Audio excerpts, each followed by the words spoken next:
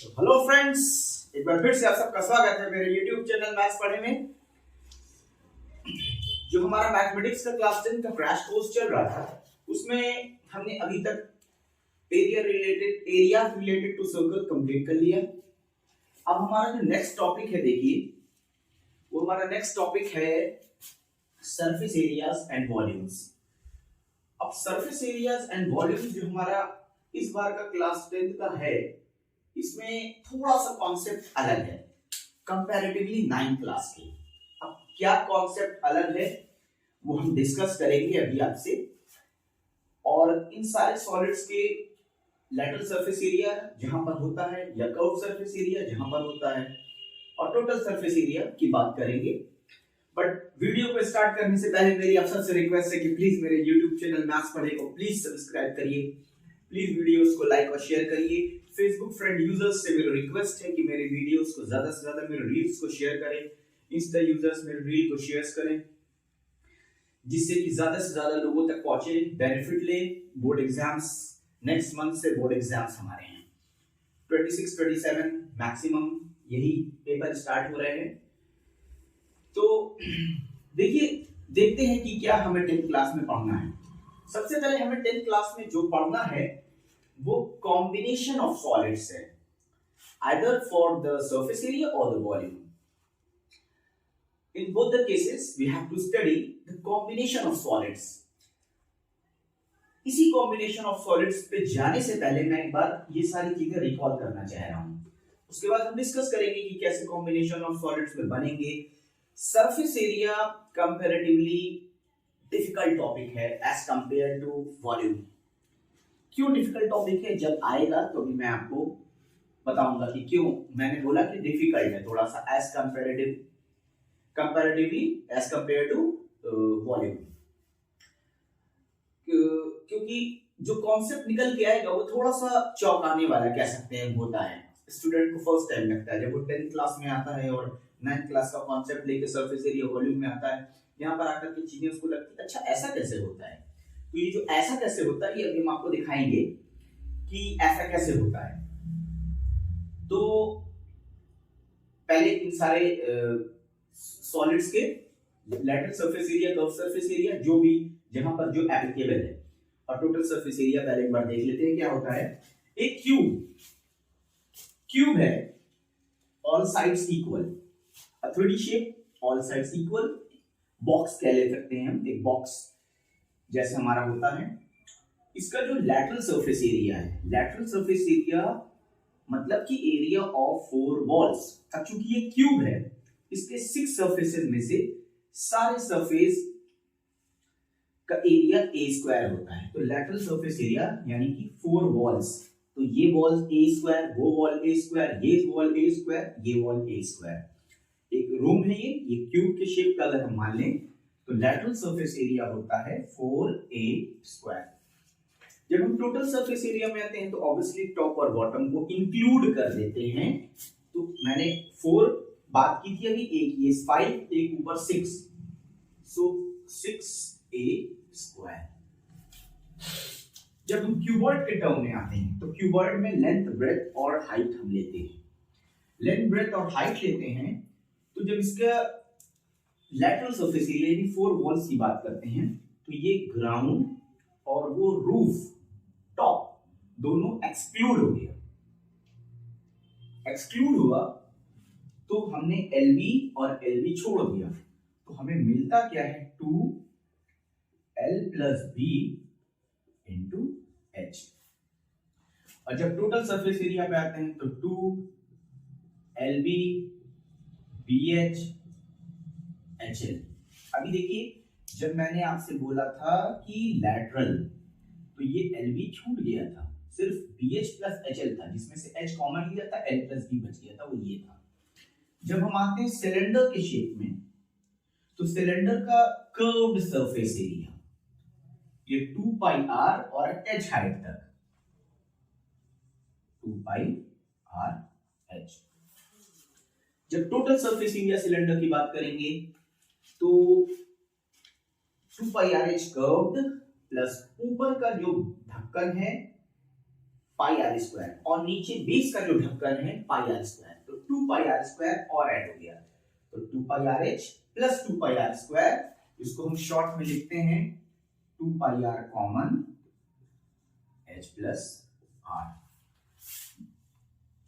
When it comes to cone, ये होता है पाई आर एल, और जब हम टोटल की बात करते हैं पाई आर, कोन में शेप नीचे का जो बेस है, ये पाई आर स्क्वायर ऐड किया तो पाई R L plus are.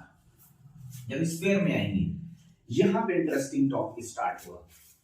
Sphere का लैटरल सरफेस एरिया और टोटल सरफेस एरिया एक ही होता है, एक ही होता है। क्या एक ही होता है? स्फीयर में लैटरल 4 पाई आर स्क्वायर और टोटल 4 पाई आर स्क्वायर। क्योंकि स्फीयर को हम कैसे भी प्लेस करें किसी सरफेस पे, जो कांटेक्ट होता है वो पॉइंट कांटेक्ट होता है। पॉइंट कांटेक्ट होने की वजह से होता क्या है कि कहीं पर कुछ एक्स्ट्रा ऐड नहीं होता है, लेकिन जब हम हेमीस्फीयर पे देखते हैं ऐसा शेप, तो जब हम ग्राउंड में रखते हैं तो वो 2 पाई आर स्क्वायर जो इसका आधा था, और जब टोटल में आते हैं तो ये वाला सरफेस ऐड होता है तो ये 3 पाई आर स्क्वायर। थोड़ा सा इंटरेस्टिंग है, थोड़ा सा कुछ कह सकते हैं कॉम्प्लिकेटेड है, अजीब सा है थोड़ा। These all are the lateral surface area, curved surface area, and the total surface area of the different solids which we are going to study. Now, अब जो थोड़ा सा अजीब सी चीज थी, जो थोड़ा सा चौंकाने वाली बातें थी, वो हम डिस्कस करेंगे। सरफेस एरियाज पढ़ेंगे हम ऑफ कॉम्बिनेशन ऑफ सॉलिड्स। अब उसमें देखिए, मैं इसको रब करूंगा, मैं फिगर्स बनाऊंगा, और उन फिगर्स में अलग अलग फिगर्स में मैं आपको दिखाऊंगा कि कैसे सरफेस एरिया पर कुछ काम हो रहा है, जो वो कैसे एक ही जैसा रिजल्ट दे रहा है। तो आइए उसको डिस्कस करते हैं। अब देखिए, ये 3 तरह का फिगर मैंने बनाया आपके पास। कॉम्बिनेशन क्या है? कॉम्बिनेशन सिलेंडर और हेमिस्फीयर, एक में अंदर से काट के निकाला, एक में ऊपर लगा दिया। क्यूब एंड हेमिस्फीयर, एक में अंदर से क्यूब में से निकाल दिया इस हेमिस्फीयर को,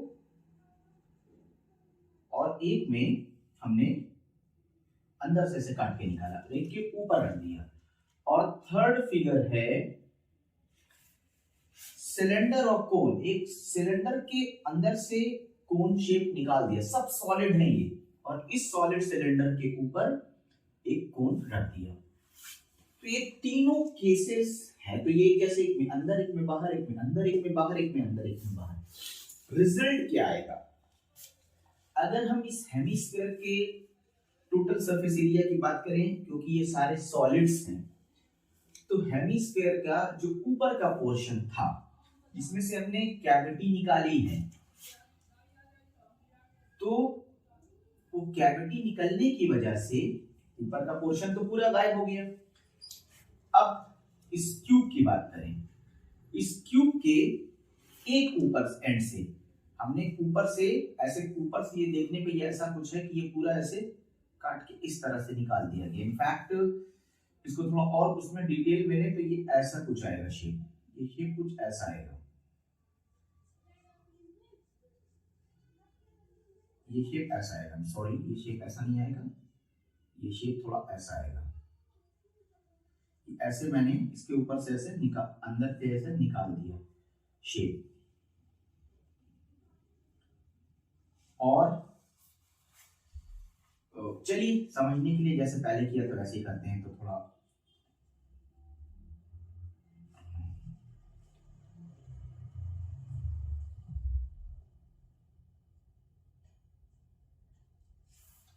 ये अंदर से निकाल दिया और ये। अब इन सारे केसेस में होगा क्या, देखिए ये इसका हेमिस्फीयर का सिलेंडर एंड हेमिस्फीयर, तो 2 पाई आर एच इसका कर्व्ड हुआ प्लस इसका नीचे वाला 2 pi R square, sorry base का पाई आर स्क्वायर प्लस इस हेमिस्फीयर का curve surface area 2 pi R square. Same case यहां पर होगा, इस सिलेंडर का 2 पाई आर एच, नीचे वाले बेस का पाई आर स्क्वायर और इस हेमिस्फीयर का 2 पाई आर स्क्वायर। तो ओवरऑल हमको ये दोनों कॉम्बिनेशन में जो फॉर्मूला निकल के आएगा मेरा, वो देखिए क्या निकल के आएगा, ये आएगा 2 pi R H plus 3 pi R square, जो दोनों के लिए थोड़ा सा अजीब सा लग रहा है, इसमें से निकाला गया इसके ऊपर रखा गया, बट मैंने आपसे पहले बोला था चौंकाने वाला है। जब हम क्यूब की बात करेंगे तो 5 सरफेसेस 5a स्क्वायर, कोई प्रॉब्लम नहीं है। लेकिन जो ऊपर की सबसे टॉप की सरफेस है उसको अगर हम ऐसे देखेंगे तो उसमें से एक हेमिस्फीयर को, चूंकि एक बाउल को अगर आप ऊपर से देखिए कटोरे को, तो वो कटोरा हाफ नहीं लगता, वो फुल सर्किल लगता है।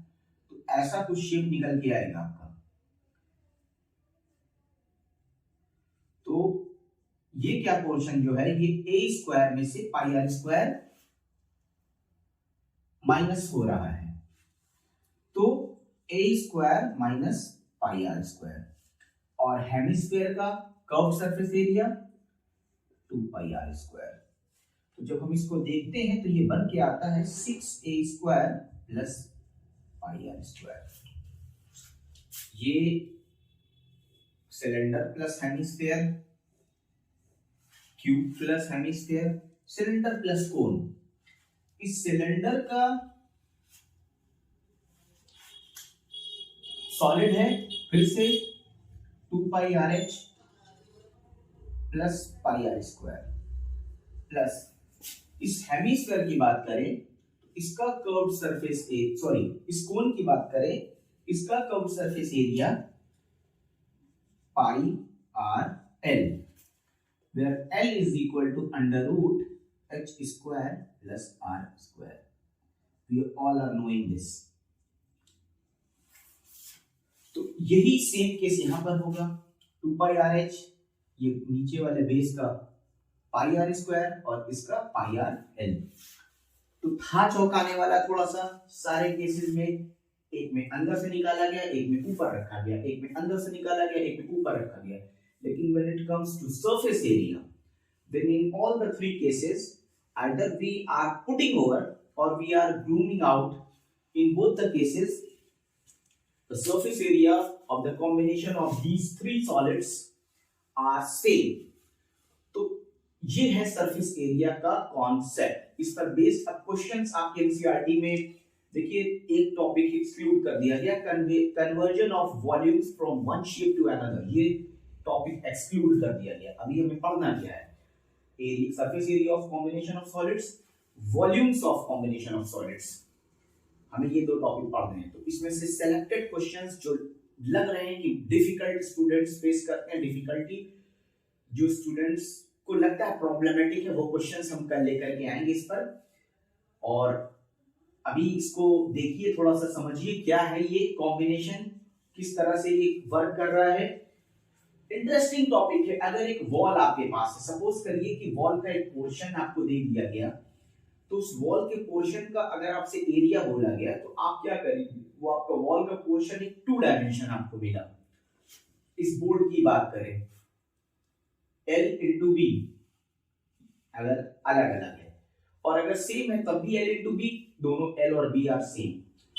अगर उसमें से एक होल करके अंदर से पोर्शन निकाल दिया जाए, क्योंकि सरफेस एरिया एक लेमैन लैंग्वेज में अगर बात करें तो एक ऐसा टॉपिक है कि जिस सरफेसेस को हम फिजिकली टच कर सकते हैं वो सारे सरफेसेस इंक्लूड होकर के टीएसए लेते हैं। जब ये बोर्ड बस ऐसा था तो बस हम इस सरफेस पे देख रहे थे, इसको फिजिकली फील कर ले रहे थे। लेकिन जब इसके अंदर एक होल करके एक हेमिस्फीयर शेप, एक कोन शेप कुछ भी निकाला गया, तो अब वो अंदर का भी पोर्शन एक्सेसिबल हो गया। एक्सेसिबल होने की वजह से अब हम उसको भी फिजिकली फील कर सकते हैं, जिसकी वजह से उसका भी एरिया इंक्लूड किया जाएगा। तो आज के लिए इतना ही करते हैं। प्लीज मेरे YouTube चैनल मैथ्स पढ़े को प्लीज लाइक और सब्सक्राइब जरूर करिएगा। मेरे वीडियोस को प्लीज शेयर करिए, ज्यादा से ज्यादा लोगों तक पहुंचाइए। टाइम कम है, टाइम नहीं है। आज के लिए इतना ही, तब तक के लिए bye bye, have a nice day.